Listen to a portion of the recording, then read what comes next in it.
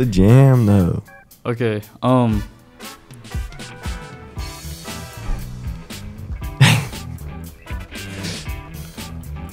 We should make like an old like Batman music intro or something. I'll be cool. I'll be down for that. We'll note for the next podcast. Okay. All right, boys. We are live on all the well, not literally live, but you know what I mean. But like, we got camera 1 over here. We got Jack. We got camera 2 over here. We got Moses. We got camera 3 over here. We got the wide camera. Oh, watch out. And then camera 4 over here. We got this dude over here. I don't know who he is. I don't know why he came here, but you know, it is what it is. They told me they'd offer me free bagels. Well, on a real discussion though, today, thanks for joining us, y'all. Today we're talking about random stuff because, you know, this is Omni Talks, and you know the word Omni means all, and talk is talks. You know, we talk about everything, so. And we're just here for you all. Yeah, like, yeah. What he said. Trying Jack's to be part of your free lives. therapy sessions in the chat. Exactly. Yeah. But today's topic, basically, before I get to that, this is the first episode, technically, like episode 0. This is kind of, we'll talk about really general, random stuff, but my goal of this is like talk about more like mindful stuff that people should like know about and things that are coming up in the future, and it's like cool things to talk about in general. So today I want to talk about just like language, at least start on the topic of language itself and like how crazy it is, because like we literally base off like our reality off of language. Like the way we communicate, if we didn't have that, there would be no like, I don't know how to describe it. But before going back on that, I want to say that there's energy everywhere, right? Everything you do is energy. Everything's like vibrating as well. Like it's all over the place. And words is how we like communicate with other people, right? And so like some words have much stronger energies than other words, and especially some phrases too. But words like the infinities, like, you know, like the can'ts, like I can't do that, or never, like, or always, things that like those infinity words where like when you say something, it means like everything is involved by that. That's a really strong word. Because what I see, it's like. Go ahead. What's up? I think it's important to note that when you say energies, like words carry a different energy on like a different plane, because you have energy like from motion. Yeah. But like words carry energy that puts you into motion. True. I guess I'm referring to more of like the vibration type energy type thing. But yeah, that's a good point to make the distinction. But what I was saying is that like it's crazy if you say I can't do that. When you say the word can't, even if you're subconsciously like or consciously thinking like, okay, I know I could probably do it if I tried, but when you say can't, it has this energy where it's like can't, what it means by definition is like every single iteration of you trying to do that, whatever you're trying to do, like it will never happen. That's what can't means. And that's the energy you're giving to yourself when you say, I can't do that. So what I was saying earlier before we started the podcast, we have a friend we play Smash Brothers with, and he kind of gets a little mad sometimes when we play. But he oftentimes says like, when we're playing, he'd be like, oh, I suck at this. Oh, I can't do it. Oh, man. And I'm here now thinking it's not a good mindset to have. Because when we were talking about before how you might say that, you might be like, oh, I suck, and just like as a social thing, it's just kind of fun to say. But when you tell yourself that, subconsciously, that's hitting you deep. Or it's like you're really telling yourself that energy of like, yeah, I can't do it. I do suck. Like it's there. You may not be like actively thinking about that topic or idea, but it's energy is still there. Basically, I'm trying to say. So it's like. Yeah, you've been quiet, bro. Say some stuff, bro. I'm listening, spit some words, bro. bro. Spit some words. Okay. I don't really know when to jump in. I'm just listening. That's okay. We just jump in whenever, bro. Whenever. Not to like counter your argument. Oh, and go ahead, I don't think it is a counter, but like, when you say like I can't do this, right? Like it does carry meaning, and you're affecting yourself in ways that you don't understand, right? But like, if you're a disciplined person, then I feel like you can tell yourself that stuff, but still know what you have to get done. And I'm not saying it still won't affect you. Like when you say I'm dumb, like yes, you're like your view of yourself has been downgraded a little bit. Yeah. But like if you still have the discipline to know how to get stuff done and like push past that, then like it doesn't always, I mean, it's always going to affect you. Yeah, I get what you're saying. My response to that would be like, you're not wrong. Like literally, like with that said, like I feel like we've got to the point where we're disciplined enough to do stuff, and I might say I'm dumb or I'm stupid, but I can still move past it. But my thought process is that kind of like as a built up thing, where like the likelihood of someone who's constantly telling themselves that they're dumb every day versus someone who's not doing it every day, one will be definitely more disciplined, more consistent with stuff as opposed to the other, most likely. Not always the case, but just that's what you would expect from that type of thing. That's kind of my point. Yeah. Is that basically the biggest idea about it is that like be careful of the words you use, because just because you might be using a certain way, it really could be affecting you a whole different way, and like in ways that might be hurting you don't even know about. And that leads me to the other idea about like words like dumb and smart.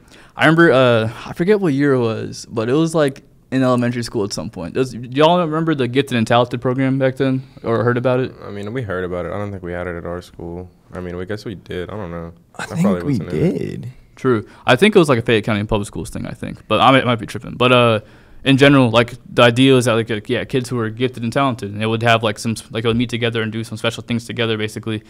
And I remember when they called it, I was back in, I forget what school, I mean, what grade it was, but like they called it on the intercom for all the kids to go meet over there. My teacher was like, she said it was like kind of like she didn't like it, basically. And we were all like, wait, why? Because it's gifted and talented, it's a good thing, right? And she was like, it's weird how we create this box of you're gifted and talented, you get to be here. And the people who aren't in that box, now you're thinking, oh, I'm dumb, oh, I'm not gifted, I'm not talented. But when in reality, you can be gifted and talented at lots of different things. Exactly. As opposed to just being overall gifted and talented. So I'm glad you said that, because it gave this idea of like the words like dumb and smart. It's really weird to use that in a really broad sense. You can be dumb in lots of things, and you can be smart in lots of things. But that doesn't mean you're just overall dumb. But if you tell yourself that I'm dumb, like just straight up, you may not be thinking like you're thinking about the entire thing. But that's actually such a powerful word. It's such a broad word. It affects so many things of like how you're talking. So it's like. But my thing is, I feel like it's important to note, like with the Gifted and Talented program, like, yeah, you could look at it in a bad way, but like if they were to let anyone who wanted to get into it, then it could be a good thing, because it's really just labeling that you're gifted and talented, and everyone is in their own way. But like if you're selective, then that can hurt people because you're excluding. I mean, but I think it also depends too, like gifted and talented, like when I think of it, they're probably thinking more so academically. They're not really thinking like anything else that kids could be gifted in like art, like music, or just anything else. Like, I don't know. And I feel like that is also too the thing as well, is like school is designed to make you better academically. It's not really designed to make you better at anything else. Academically is an interesting word, because like people when they think of like I'm smart, and when it comes to like either college or school, they'll think smart means academically or scholarly. But really, there's a difference between, because the way I was describing to you before, like when the more specific you are for your phrases and your words, it's like it's better and it's not like everyday situations where you have to be specific on everything. It doesn't really matter for everything, but like when it's just good practice to have the consistency of being consistent. So it's like, I mean, whatever. But saying someone is academically like good or like they're scholarly is like it's more specific and more honed in for like you're talking about particularly like getting good grades, stuff like that. Saying someone's smart could be good grades, could be that they're good in some other topic, could be they're good in blah blah blah blah. So like there's like a big I guess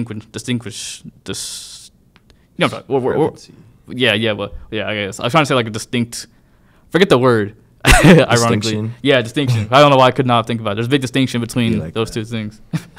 But going into that, I do agree though that it's like that reminds me of the whole Prince A video of like him talking about how the school system is so outdated. Well, I think a huge problem is I feel like it's built to make you conform, and it's not built to like adjust to your learning style. I mean, it's built to make you like prepared for jobs. Yeah. I mean, you show up at a certain time every day. You complete tasks at a certain time. You gotta raise your hand to go to the bathroom, bro. Like that's crazy. That is pretty crazy. But like, even to get water. Yeah. Which water is like a basic human thing. Yeah. Yeah. I mean, I don't know though. Like, when I think of job now, like my definition is probably a little different than most people, just because like now like I see Omni as a job. Oh yeah, most. But it's like it's nothing like school has trained me to do. Exactly. So it's like, it does train you for like mainstream jobs, but like that doesn't mean those are what every job is like. If I were to, I mean, but also too to make that point, like, I don't know, how am I gonna word this? I say they, but like everything in this country is basically just geared towards money. So like obviously they're going to want you to work those day in and day out jobs that like you have to show up at a certain time. You have to get this done by a certain time because ultimately you're producing more for that company. They want you to be efficient for them. They don't necessarily want you to be efficient for yourself. So like this is definitely unorthodox. So like our definition is different, but like I guess for like the general like audience and like the base like level way at least that I would think of society, or at least that I used to think is like, I don't know if you're following what I'm saying. No, I got you. Go ahead and say. I was gonna say, like, I definitely agree with you, but I also think that definitely lost my train of thought. Sorry, we can come back to you. I'm talking something same area, but you might be able to remember as I'm talking about it. I agree, like what you're saying, like all you're saying completely. The Prince EA video I was talking about, basically he's the guy who makes like the raps about stuff. I remember some type of like drama happened to him. I forget what it was, but anyways, he made this one video about like the school system and how it's like outdated and like the way it was meant to in the first place. If you were to compare how like schools back then, like decades ago, like how it was like black and white pictures and stuff like that, and how it first looked, and compare it like how a phone was back then. If you were to compare a phone to how it looks back then to what it looks like now, major difference in technology and stuff. Compare how a car looks like back then to how it is now, major difference in how it looks. Compare a school, like a classroom still back then and now, essentially the same. Yeah. And that's a bad thing because he was explaining in that video is that the reason why it was built like that in the first place is because that's when the not literally when the industrial revolution happened, but like it was for when those jobs are being created for like factory type of workers and stuff, when the industrial revolution is like popping off type beat. So they were training you literally to be working those jobs. Like you raise your hand, you sit in rows, you do this, you literally have grades for whatever you're doing, like grade A meet, grade B meet, like literally it goes off of that type beat. So it's weird how go ahead. No, you go ahead, I was cutting you off. Oh, okay. It's just weird how that's what it was initial. Maybe not the full reason why school came out, but like that's what it was, one of the big driving factors of why it was structured like the way it is.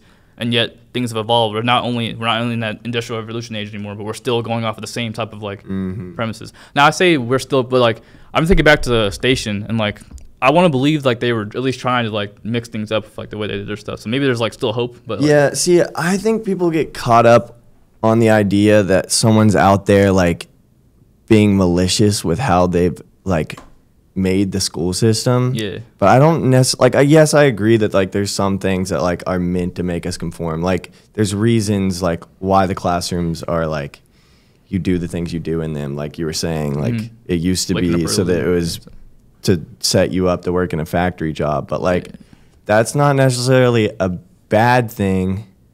It's just that's what they were doing back then. That's what they needed back then. Yeah. And I think the idea, at least for school now, is that like it's trying to fit so many people into one system that it's so difficult to like accommodate everyone, and you really can't. Like I have a firm belief that like as citizens of the U.S., we support our government. Our government shouldn't necessarily really support us, and I don't know how that like completely applies to the school system, because I'm happy that our government supplies a school system, but when you have the government controlling something that large and they're obviously still not updating it, like if you can't trust the government to do it, then who does it fall on in the end? And you can't sit back and be like, oh, this sucks, like I wish schools were different. Like you can do something about it. I mean, there's private schools, like obviously like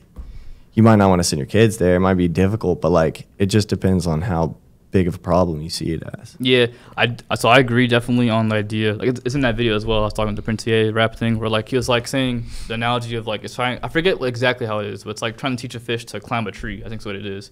Like fish, really good swimmers, right? But they're not really good at climbing trees. But the way the school system is set up, it's like if you can't climb that tree as a fish, then you're failing. And kids will be like, oh, I suck. I'm not smart. I'm dumb. Even though like they have so many other talents in so many different areas, but it's just so uniform. And you're right, it is so hard to get everyone like involved with that. Yeah. But I want to believe the reason why it is good to at least say it sucks or complain about it is just at least it brings the idea of that topic in the first place. Yeah, no, It starts the conversation at least. It is true that it's not good to just only say it sucks and not do anything after, but I'd rather have the conversation be there. I kind of have an interesting story from what I went through, because I was on Adderall for so long, and I started in like 5th grade, And what's crazy, I just kind of realized this not that long ago, that like, because now that I'm off of it, I can still do the thing. Like, I can still do whatever I need to.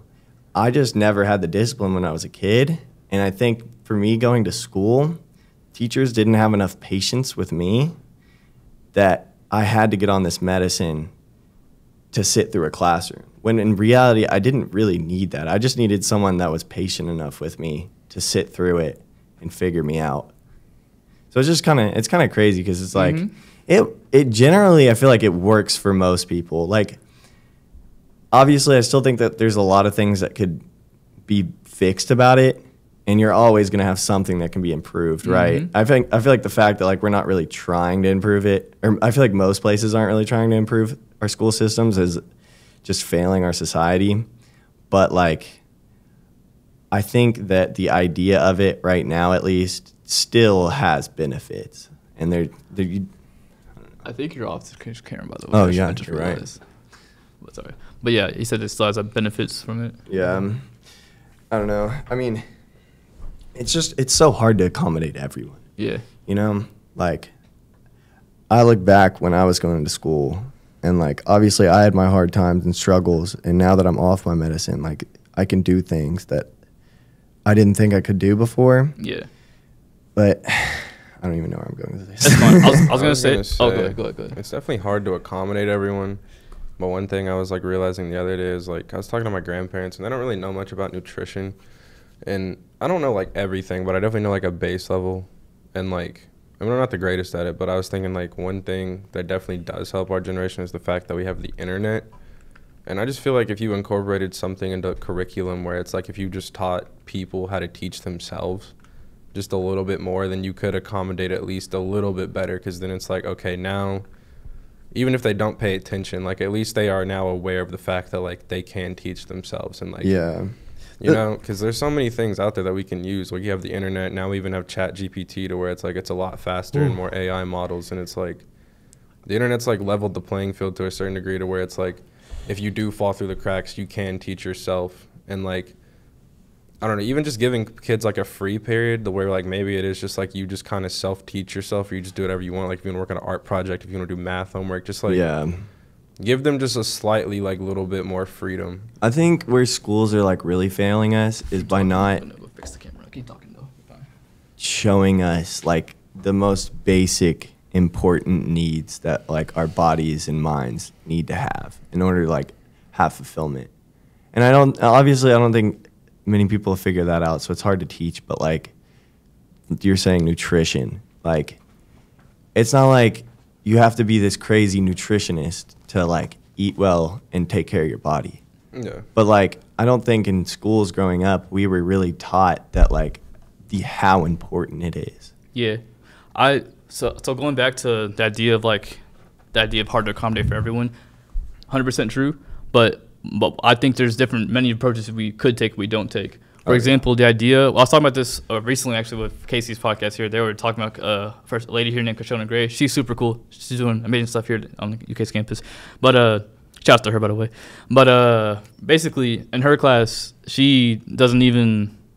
Wait, is this like, am I allowed to talk about this? I feel like it's probably fine. But in her class, she doesn't even like go by the grading system. If as long as you showed up to class, you still pass. Like you might have a D at the very end of it. You still at least pass.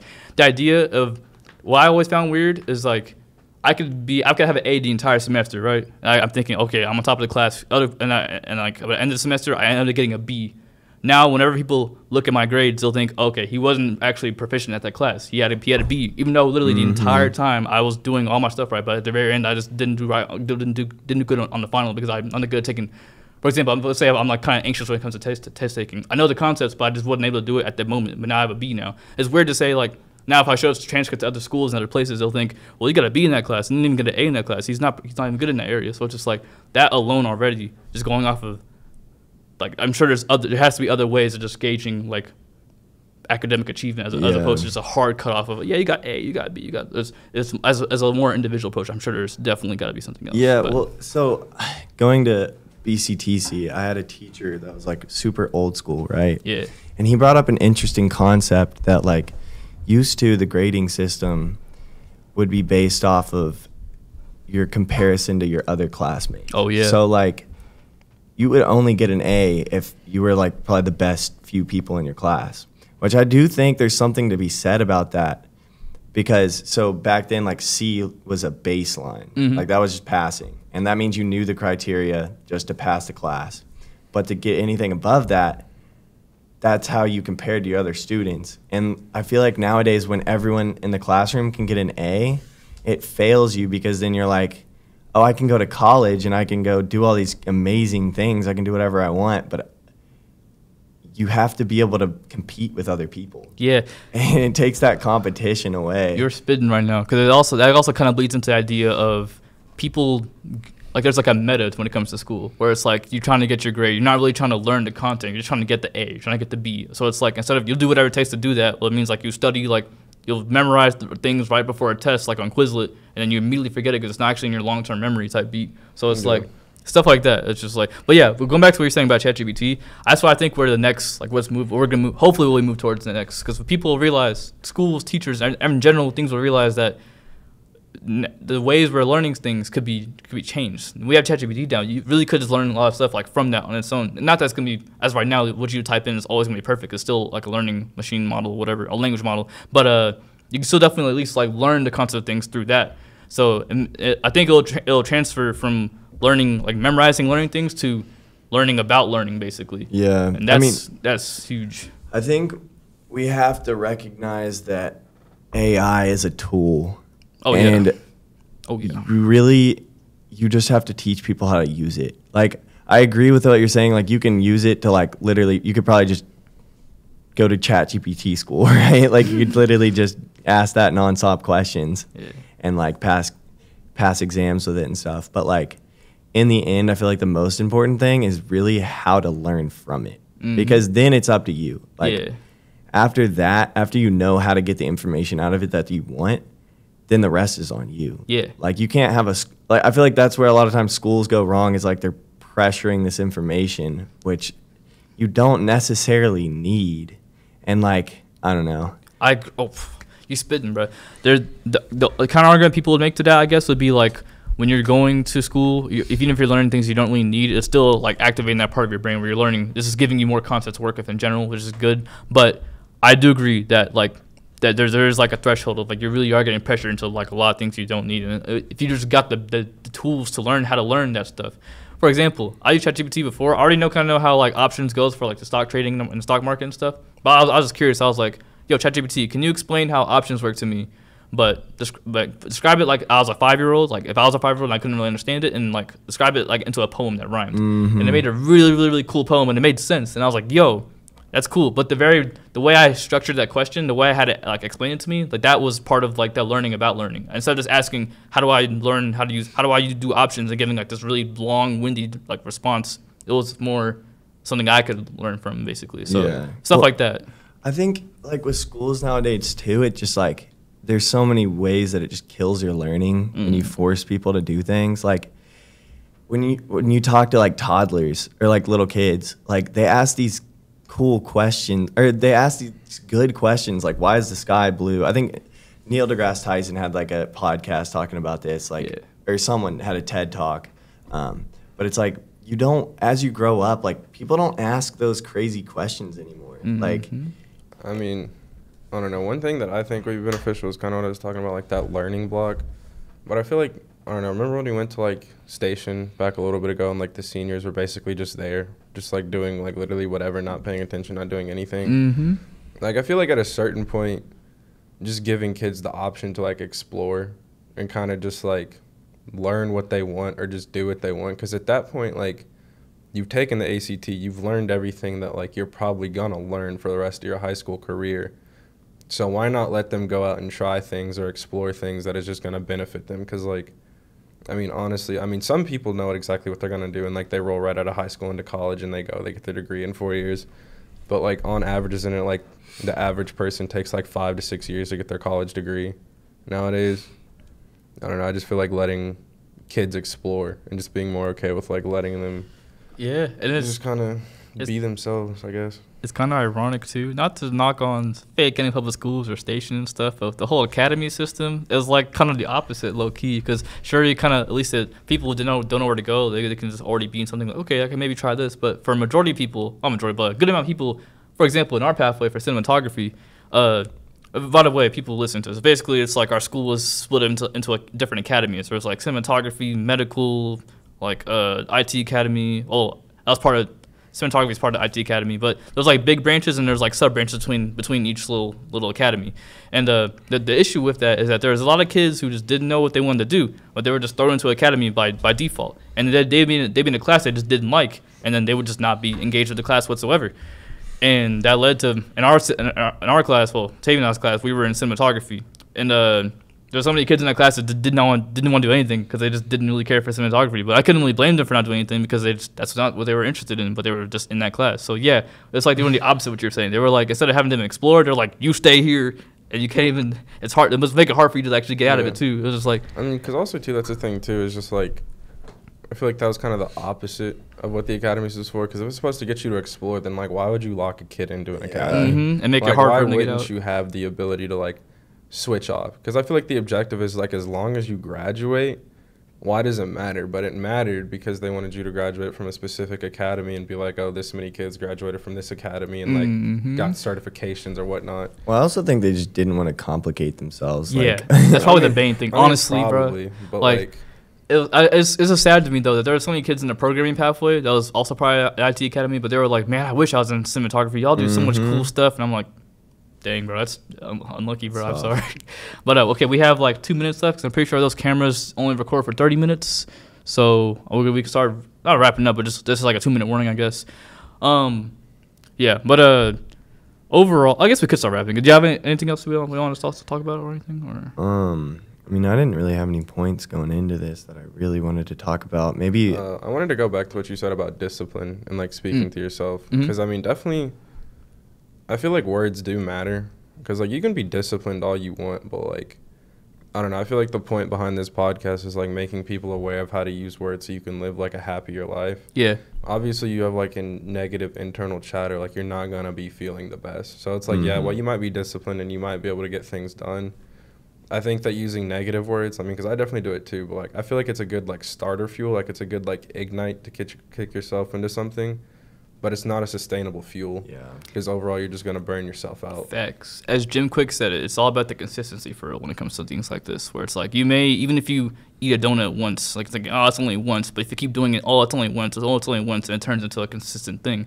Even if you say, like, I know I don't really think I'm dumb, but I'm still saying it right now, it's only just this one time, and keep doing it over and over, that energy is still going to be there. Yeah. But yeah, I agree with that. We have, oh, good, sorry, we have like 50 seconds left. We can just tie it up. Oh, okay. All right, we have 50 seconds left. I want to shout out to Media Depot for letting us use their amazing space here. We got the setup. Awesome. Pretty sick. I'd be working here too, by the way. So yeah, shout out to Kirk if he's watching this. I applaud you, sir. That's about it. Oh yeah, follow us on our Instagram. What are we like? Omni of Lex. Yeah. And we also got a YouTube channel. Just Omni Media Limited Co. Ltd Co. You know what to do. Boom boom boom boom. Play that music, Jack. Quick. And we out. Stay frosty.